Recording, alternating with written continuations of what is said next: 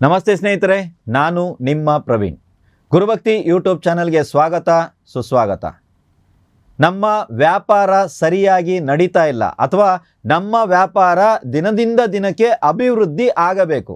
ಅದಕ್ಕೆ ನಾವು ಏನು ಮಾಡಬೇಕು ನೋಡಿ. ನಿಮ್ಮ ಆಫೀಸ್ ಏನಾದರೂ ಇದೆ, ರಿಜಿಸ್ಟ್ರೇಷನ್ ಆಗಿದೆ, ಅಥವಾ ನಿಮ್ಮ ಆಫೀಸ್ಗೊಂದು ಹೆಸರಿದೆ ಮತ್ತು ನಿಮ್ಮ ಆಫೀಸ್ ಇದೆ ಅಂತ ಏನಾದರೂ ನಿಮ್ಗೆ ಅನಿಸ್ತು ಅಂದರೆ ಆ ಆಫೀಸಲ್ಲಿ ರಾಮ ಅಥವಾ ಕೃಷ್ಣನ ಭಜನೆಯನ್ನು ಒಂದು ಸಲ ಮಾಡಿಸಿ.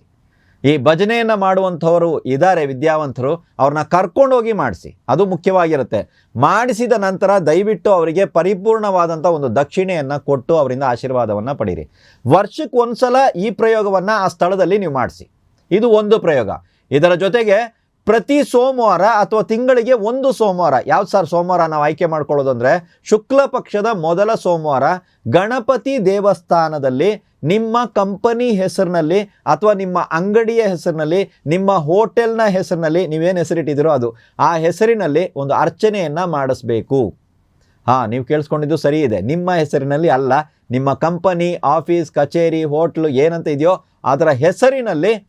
ಹೆಸರು ಇಲ್ದಿದ್ದವ್ರು ಏನು ಮಾಡಬೇಕು ಅಂದರೆ ಮಾಡೋಕ್ಕೆ ಹೋಗಬೇಡಿ. ಹೆಸರು ಇದ್ದವ್ರಿಗೆ ಮಾತ್ರ ಹೇಳ್ತಾ ಇದ್ದೀನಿ. ಹೆಸರಿನಲ್ಲಿ ಒಂದು ಅರ್ಚನೆಯನ್ನು ಮಾಡಿಸಿ.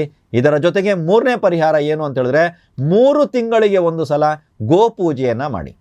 ಗೋವುಗಳಿಗೆ ಏನಾದರೂ ಒಂದು ಭೋಜನದ ವ್ಯವಸ್ಥೆಯನ್ನು ಮಾಡಿ. 3 ತಿಂಗಳಿಗೆ ಒಂದು ಸಲ, ಅಷ್ಟೇ ಹೇಳ್ತಾ ಇರೋದು. 3 ತಿಂಗಳಿಗೆ ಒಂದು ಸಲ ನೀವು ಮಾಡಿ ನೋಡಿ.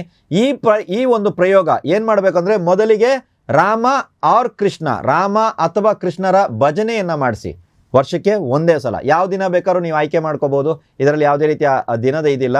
ಆದರೆ ಶುಕ್ಲ ಪಕ್ಷದ ಮೊದಲ ಸೋಮವಾರ ಗಣಪತಿ ದೇವಸ್ಥಾನದಲ್ಲೇ ನಿಮ್ಮ ಕಂಪನಿ ಹೆಸರಿನಲ್ಲಿ ಅಥವಾ ನಿಮ್ಮ ಉದ್ಯಮಕ್ಕೆ, ನಿಮ್ಮ ವ್ಯಾಪಾರ ಸ್ಥಳಕ್ಕೆ ಏನು ಹೆಸರಿಟ್ಟಿದ್ದೀರಾ, ಏನೇ ಹೆಸರಿರಲಿ ಆ ಹೆಸರಿನಲ್ಲಿ ಅರ್ಚನೆಯನ್ನು ಮಾಡಿಸ್ಬೇಕು. 3 ತಿಂಗಳಿಗೆ ಒಂದು ಸಲ ಗೋಪೂಜೆಯನ್ನು ಮಾಡಿ ನೋಡಿ. ನೀವು ಯಾವುದೇ ವ್ಯಾಪಾರ ಮಾಡ್ತಾ ಇರಲಿ, ಆ ವ್ಯಾಪಾರ ಯಾವುದೇ ಕಾರಣಕ್ಕೂ ಲಾಸ್ ಆಗಲ್ಲ. ಅದು ದಿನದಿಂದ ದಿನಕ್ಕೆ ಬೆಳೀತಾ ಹೋಗ್ತದೆ ಹೊರತು ಲಾಸ್ ಅಂತೂ ಆಗಲ್ಲ. ಪುಟ್ಟ ಪ್ರಯತ್ನವನ್ನು ಮಾಡಿ ನೋಡಿ. ಯಾಕಂದರೆ ಇದು ಪರಿಹಾರ ಸ್ವಲ್ಪ ದೊಡ್ಡ ಪ್ರಮಾಣದಲ್ಲಿ ಇರಬಹುದು. ಸಾಧ್ಯವಾದವರು ಒಂದು ಪರಿಹಾರ ಮಾಡಿ ನೋಡಿ, ಸ್ವಲ್ಪ ಚೇತರಿಕೆ ಬರುತ್ತೆ. ಆಮೇಲೆ 2ನೇ ಪರಿಹಾರ ಮಾಡಿ. ಎಲ್ಲವನ್ನ ಮಾಡಿ ಅಂತ ನಾನು ಹೇಳ್ತಾ ಇಲ್ಲ. ಅದಾದಮೇಲೆ ಇನ್ನೊಂದು ಸ್ವಲ್ಪ ಚೇತರಿಕೆ ಬರುತ್ತೆ. ಅದಾದಮೇಲೆ 3ನೇ ಪರಿಹಾರವನ್ನು ಮಾಡಿ. ಈ ಥರ ಸ್ಟೆಪ್ ಬೈ ಸ್ಟೆಪ್ ಆಗಿ ಈ ಪರಿಹಾರವನ್ನು ಕಂಟಿನ್ಯೂ ಆಗಿ ನಿಮ್ಮ ಜೀವನದಲ್ಲಿ ವ್ಯಾಪಾರಸ್ಥರು ಅಳವಡಿಸಿಕೊಳ್ಳಿ. ಖಂಡಿತವಾಗ್ಲೂ ನಿಮಗೆ ಒಳ್ಳೆಯದಾಗುತ್ತೆ. ಎಲ್ರಿಗೂ ಒಳ್ಳೆಯದಾಗಲಿ.